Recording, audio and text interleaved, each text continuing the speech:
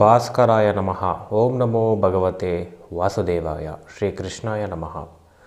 ನಮಸ್ತೆ ವೀಕ್ಷಕರೇ, ಇವತ್ತು 1ರಿಂದ 12 ಮನೆಗಳು ನಮಗೆ ಒಂದು ಮನೆ ಯಾವ ರೀತಿ ಅದೃಷ್ಟ ಕೊಡುತ್ತೆ, ಅದೇ ಮನೆ ಯಾವ ರೀತಿ ಕಂಟಕ ಆಗುತ್ತೆ ಅಥವಾ ದುರಾದೃಷ್ಟ ಕೊಡುತ್ತೆ ಅನ್ನೋದ್ರ ಬಗ್ಗೆ ಇವತ್ತು ತಿಳ್ಕೊಳ್ಳೋಣ.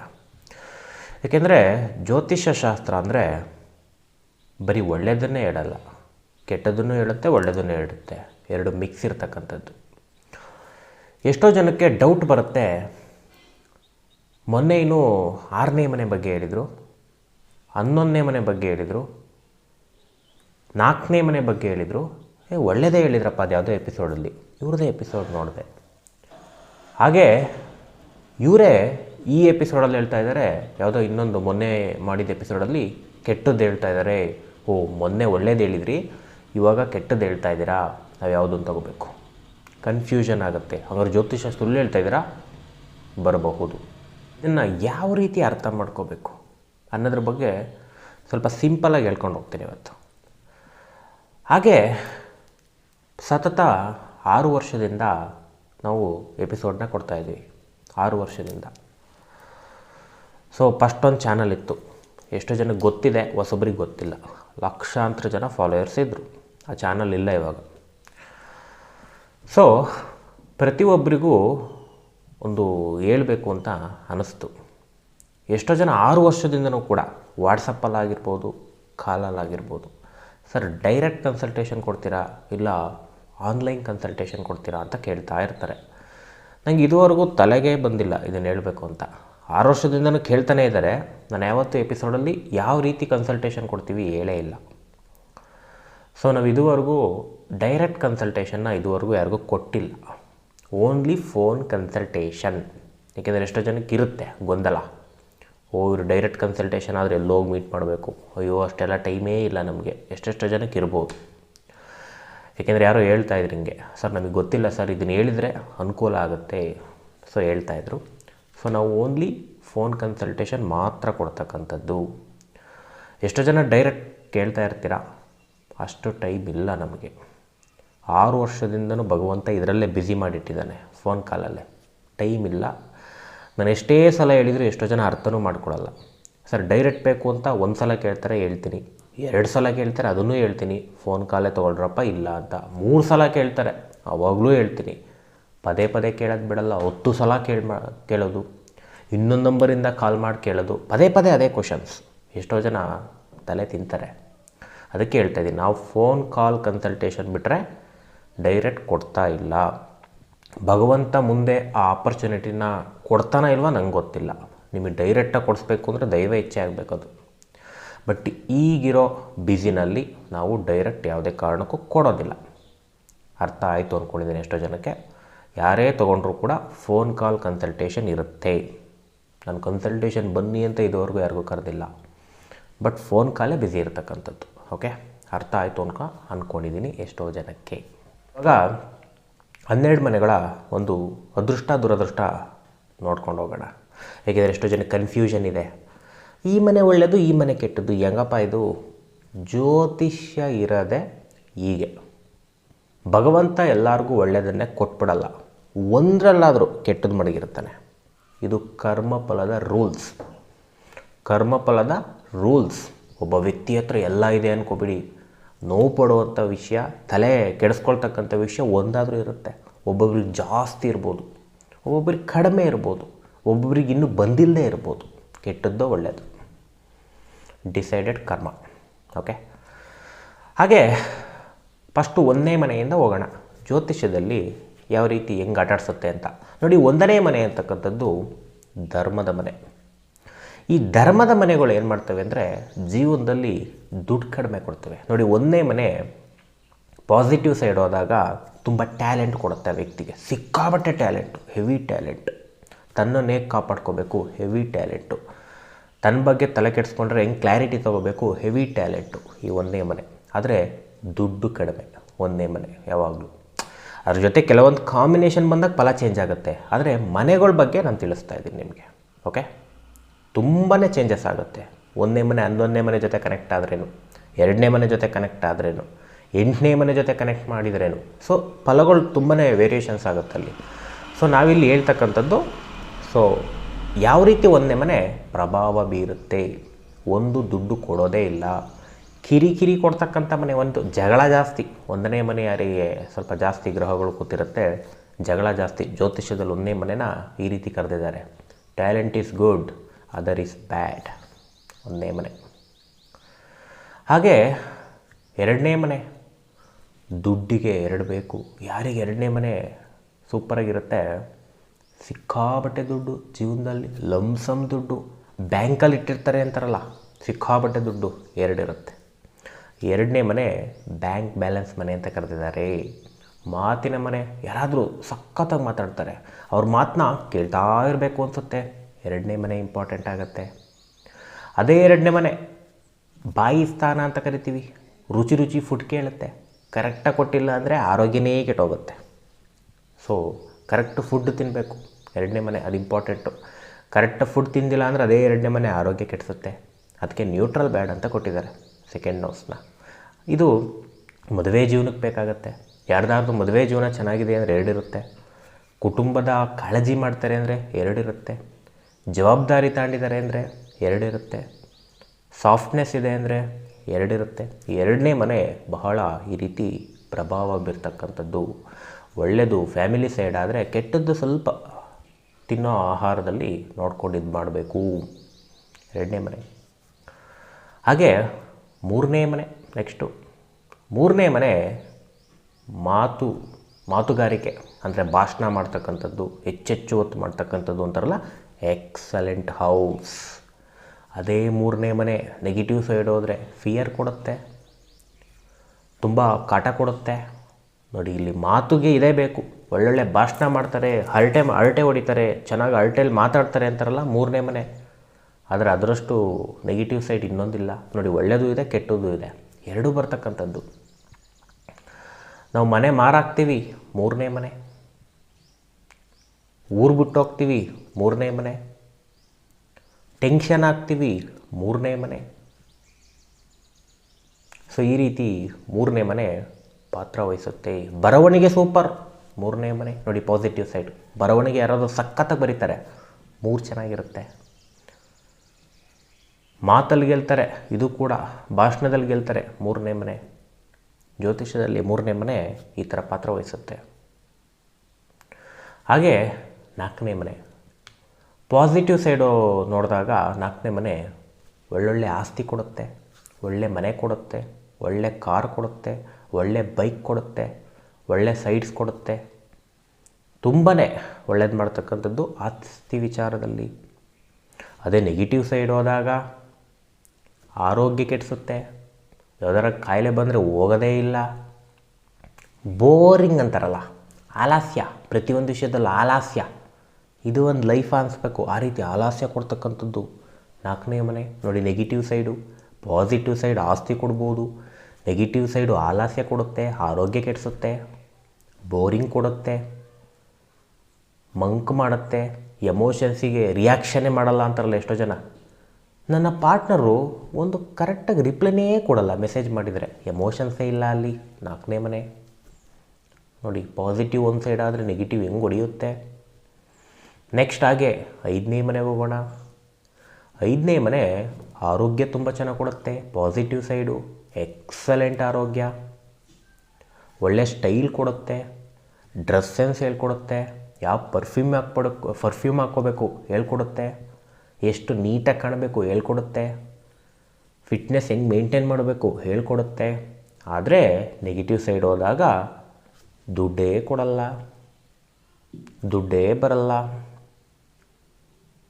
ಪ್ರೆಷರ್ ಜಾಸ್ತಿ ಕೊಡುತ್ತೆ, ಕೆಲಸದಲ್ಲಿ ಕಿರಿಕಿರಿ ಜಾಸ್ತಿ ಕೊಡುತ್ತೆ, ಹಿಂಸೆ ಕೊಡುತ್ತೆ, ಎಕ್ಸ್ಪೆಕ್ಟೇಷನ್ಸ್ ಕೊಡುತ್ತೆ, ನಿರಾಸೆ ಕೊಡುತ್ತೆ, ಕಂಫರ್ಟೇಬಲೇ ಇರಬಾರ್ದು ಹಂಗೆ ಮಾಡಿಡುತ್ತೆ, ಡಿಪ್ರೆಷನ್ ಕೊಡುತ್ತೆ, ಕಂಪ್ಯಾರಿಟಿ ಕೊಡುತ್ತೆ, ಡೌಟ್ಸು ಇನ್ನೊಬ್ಬರ ಮೇಲೆ. ಅದು ಪಾರ್ಟ್ನರ್ ಮೇಲಂತೂ ಕೇಳಂಗೆ ಇಲ್ಲ, ಈ ಡೌಟ್ಸು ಹೆಚ್ಚೆಚ್ಚು ಕೊಡುತ್ತೆ.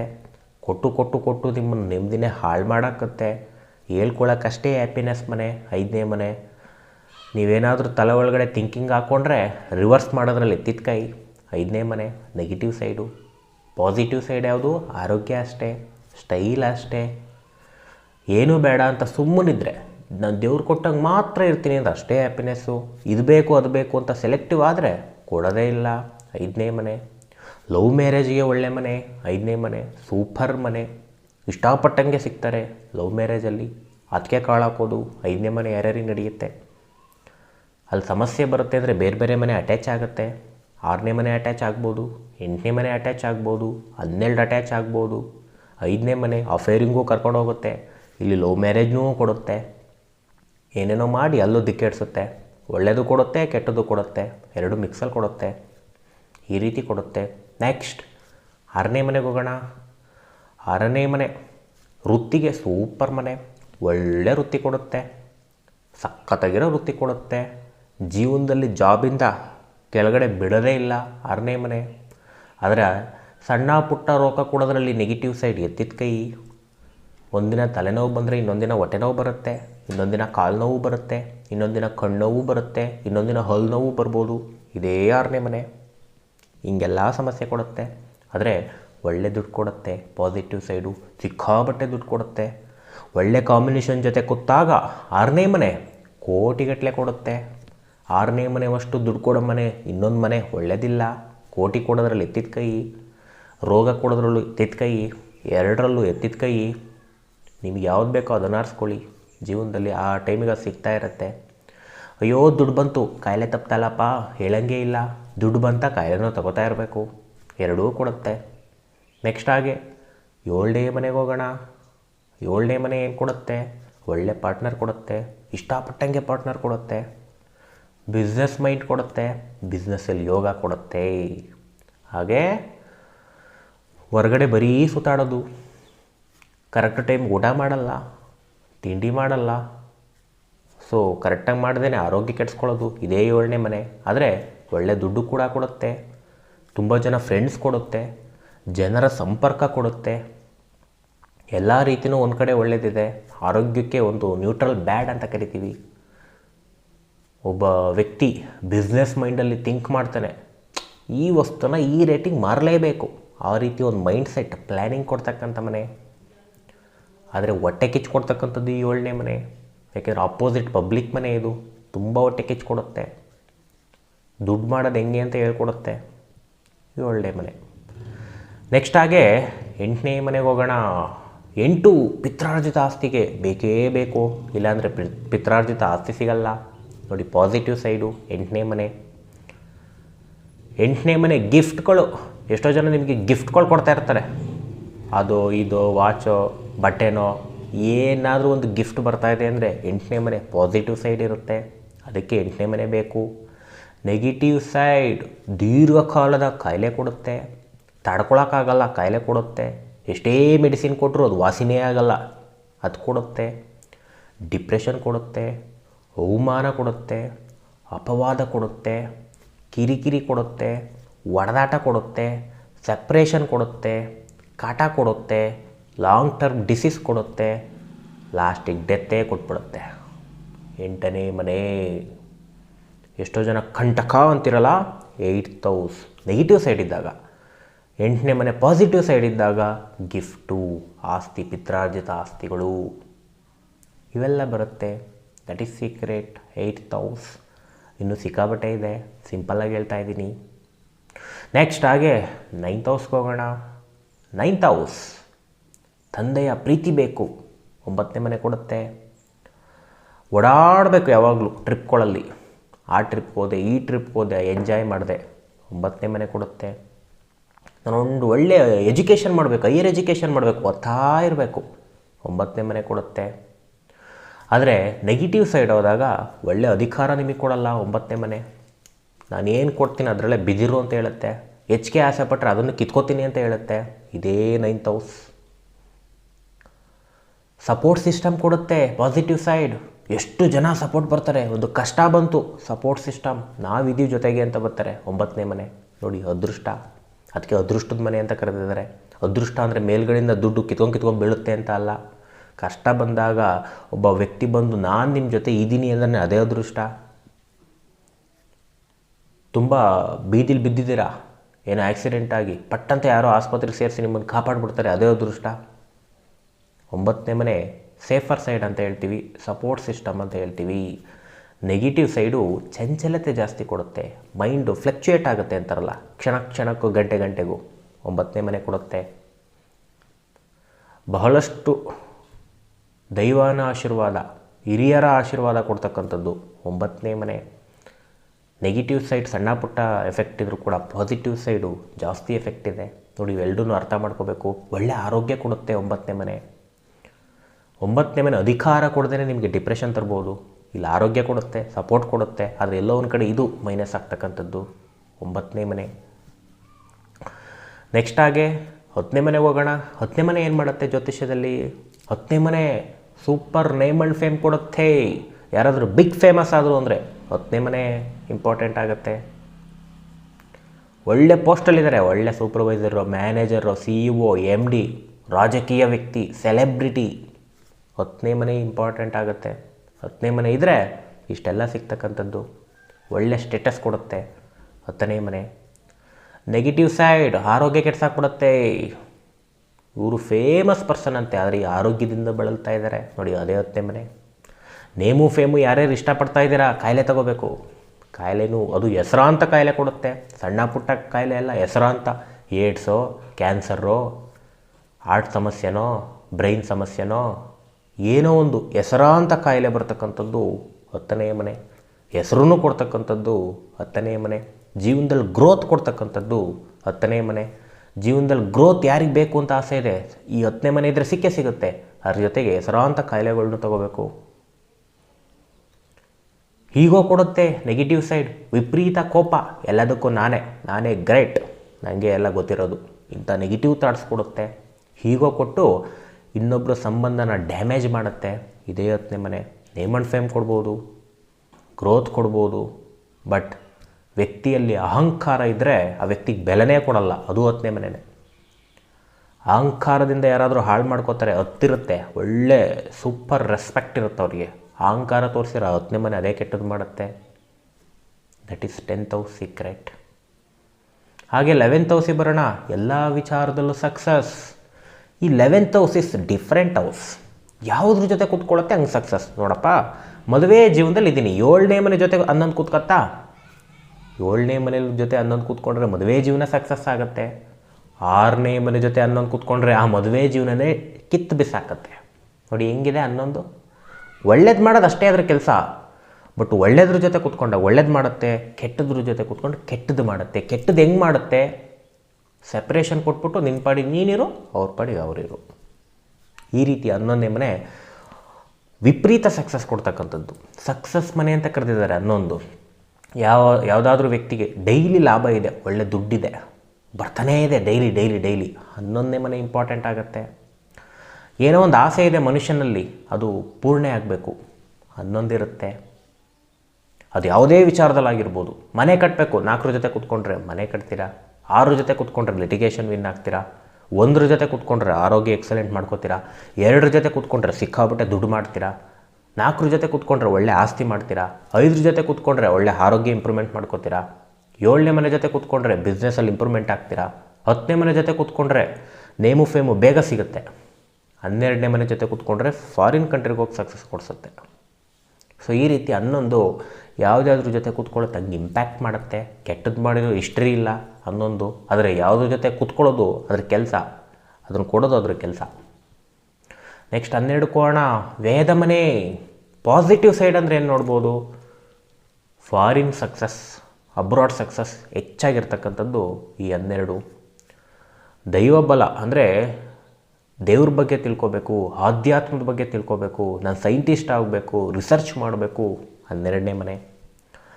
ಇರಬರ ದುಡ್ಡೆಲ್ಲ ಕಳ್ಕೊಂಡೆ ಜೀವನದಲ್ಲಿ, ಅದೇ 12. Negative side. ವಿಪರೀತ ಸಾಲ ಇದೆ 12. ವಿಪರೀತ ರೋಗ ಇದೆ, ಬೆಡ್ ರಿಡನ್ ಆಗಿಬಿಟ್ಟಿದ್ದೀನಿ, ಆ್ಯಕ್ಸಿಡೆಂಟ್ ಆಗಿ ಏನೇನೋ ಕಳ್ಕೊಂಬಿಟ್ಟೆ ಜೀವನದಲ್ಲಿ, 12. ಕಂಟಕ ತರತಕ್ಕಂಥದ್ದು 12. 12 ಯಾರಿಗೆ ಇಂಪ್ಯಾಕ್ಟ್ ಜಾಸ್ತಿ ಇರುತ್ತೆ? ಕುತಂತ್ರ ಜಾಸ್ತಿ ಮಾಡ್ತಾರೆ. ನೀವು ಮಾಡ್ತೀರಾ ಇಲ್ಲ ನಿಮಗೆ ಮಾಡ್ತಾರೆ, ಕುತಂತ್ರದ ಮನೆ ಅದು. ಹಾಗೆ ಸಾಲ ಮಾಡಿಸಿ ಊರು ಬಿಟ್ಟು ಓಡಿಸುತ್ತೆ. ಖರ್ಚು ಕೊಡೋದ್ರಲ್ಲಿ ಎತ್ತಿದ ಕಾಯಿ 12th ಹೌಸ್. ವಿಪರೀತ ಖರ್ಚು. ಎಷ್ಟು ದುಡಿದ್ರೂ ನಿಲ್ಲಲ್ಲ ಅಂತಾರಲ್ಲ, 12th ಹೌಸ್ ಜ್ಯೋತಿಷ್ಯದಲ್ಲಿ ಎಫೆಕ್ಟ್ ಮಾಡುತ್ತೆ. ಆದರೆ ಲಾಂಗ್ ಟ್ರಿಪ್ ಎಲ್ಲಾದರೂ ಹೋಗೋದಾದರೆ, ಒಳ್ಳೆ ಜರ್ನಿ ಮಾಡೋದಾದರೆ ಎಕ್ಸಲೆಂಟ್ ಹೌಸ್, ವಿಪರೀತ ಎಕ್ಸಲೆಂಟ್ ಹೌಸ್.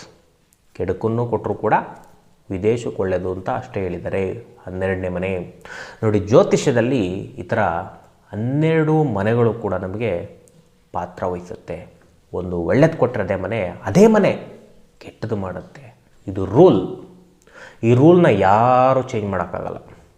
ಎಷ್ಟೇ ಕೋಟ್ಯಾಧಿಪತಿ ಆಗಿರಲಿ, ಅವನಿಗೆ ಕಾಯಿಲೆ ಬರಬೇಕು ಅಂತ ಬರೆದಿಟ್ಟರೆ ಜಾತಕ ಬಂದೇ ಬರುತ್ತೆ, ಮಿಸ್ ಆಗಲ್ಲ. ಜೀವನ ಶೈಲಿ ಚೆನ್ನಾಗಿದ್ದಲ್ಲಿ ಕಾಪಾಡ್ಕೋಬೋದು. ಜೀವನ ಶೈಲಿನೂ ಚೆನ್ನಾಗಿಲ್ಲ, ಜಾತಕನೂ ಚೆನ್ನಾಗಿಲ್ಲ, ಪೆಟ್ಟು ಕಟ್ಟಿಟ ಬುತ್ತಿ. ದಟ್ ಈಸ್ ಸೀಕ್ರೆಟ್ ಇನ್ ಜ್ಯೋತಿಷ್ಯ. ಎಷ್ಟು ಜನ ಜ್ಯೋತಿಷ್ಯನ ಅವಹೇಳನ ಮಾಡ್ತಾರೆ, ಇದೆಲ್ಲ ನಿಜಾನ ಅಂತ. ಉತ್ತರ ಕೊಟ್ಟೇ ಕೊಡುತ್ತೆ ಪ್ರತಿಯೊಬ್ಬರಿಗೂ. ಕರೆಕ್ಟಾಗಿ ಹೇಳೋರು ಬೇಕಷ್ಟೆ. ಜ್ಯೋತಿಷ್ಯ ಶಾಸ್ತ್ರ ಯಾವತ್ತೂ ಸುಳ್ಳಾಗಲ್ಲ. ಜ್ಯೋತಿಷಿಗಳು ಸುಳ್ಳಾಗ್ಬೋದು, ಹೇಳುವಂಥ ಜ್ಯೋತಿಷಿಗಳು ಸುಳ್ಳಿರ್ಬೋದು. ಜ್ಯೋತಿಷ್ಯ ಶಾಸ್ತ್ರ ಯಾವತ್ತೂ ಸುಳ್ಳಾಗಲ್ಲ. ಏಕೆಂದರೆ ಅಷ್ಟು ಡೆಪ್ತಾಗಿ ಋಷಿಮುನಿಗಳು ಕೊಟ್ಟಿದ್ದಾರೆ. ಇದನ್ನು ಕಣ್ಣಿಡಿದು ಬಿಟ್ಟಿದ್ದಾರೆ ಆವಾಗಲೇ, ತಮ್ಮ ಬ್ರೈನ್ ಉಪಯೋಗಿಸಿ. ಮಾಡಿಸಿದ್ದೆ ಯಾರು? ದೇವರೇ ಮಾಡಿಸೋದೆಲ್ಲನೂ. ದೇವರಿಲ್ಲ ಅಂದರೆ ಜಗತ್ತಿಲ್ಲ. ಪ್ರಕೃತಿ ನಿರ್ಮಾಣ ಮಾಡಿರೋದು ಯಾರು? ದೇವರು ಕಾಣಲ್ಲ ಅಷ್ಟೆ, ಅನುಭವಕ್ಕೆ ಬರುತ್ತೆ. ಯಾರಿಗೆ ನಂಬಿಕೆ ಇದೆ ಅನುಭವಕ್ಕೆ ಬರುತ್ತೆ, ನಂಬಿಕೆ ಎಲ್ಲ ಬರಲ್ಲ ಅಷ್ಟೆ. ಓಕೆ, ಇಷ್ಟನ್ನು ಹೇಳ್ತಾ ಈ ಎಪಿಸೋಡ್ನ ಮುಗಿಸೋಣ.